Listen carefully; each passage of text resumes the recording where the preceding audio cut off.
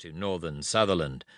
Times change, and years go by, and now the sea eagles are worth £5 million a year to the Isle of Mull alone.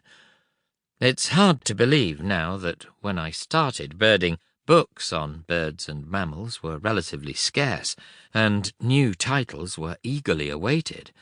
What we did have was a marvellous series of Victorian-era books on birds and mammals, especially the county or regional faunas written at the start of the 20th century by J.A. Harvey Browne and his contemporaries.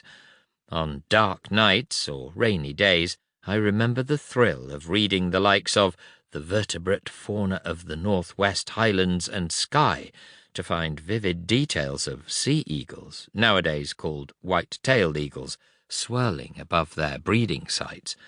I would read about places which in the 1960s lacked that iconic tag of wildness, or tales of wolves and bears in James Ritchie's book The Influence of Man on Animal Life in Scotland, published in 1920.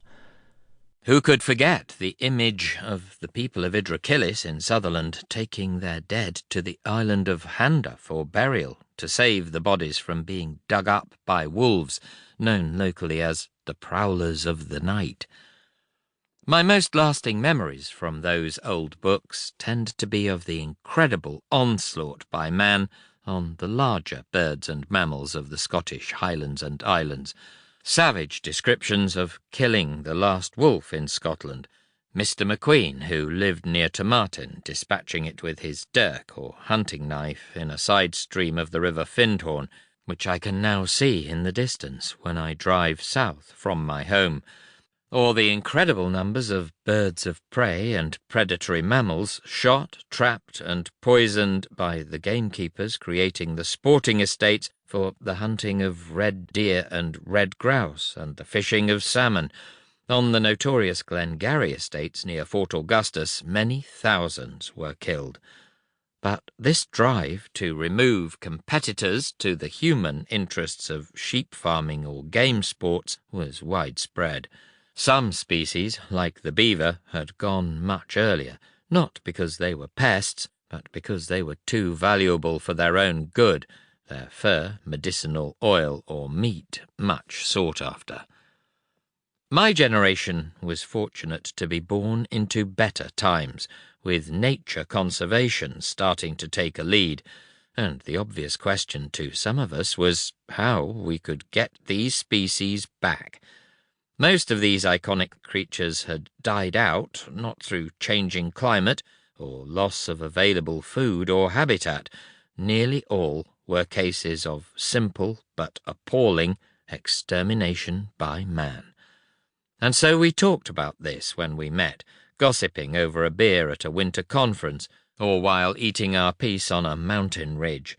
There was an exciting opportunity to redress the damage of previous generations, if we could only grasp it. What a thrilling prospect that was! But then, when young, I never foresaw how difficult it would be, and how many social and political hurdles would be thrown in our way, even by our colleagues and friends.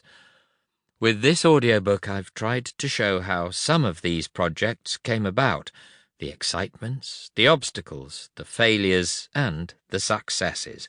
I've often concentrated on the early stages of projects, especially those that went on to be very successful, for those were the times when we just had to get our heads down, determined to get the job done with the help of really good friends.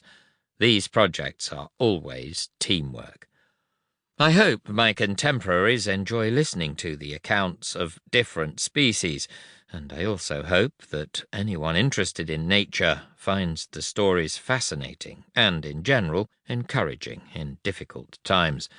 As always, I urge young people in school, in work, at university, or freshly graduated to take note that wildlife recovery projects are very long-term and need determination and perseverance.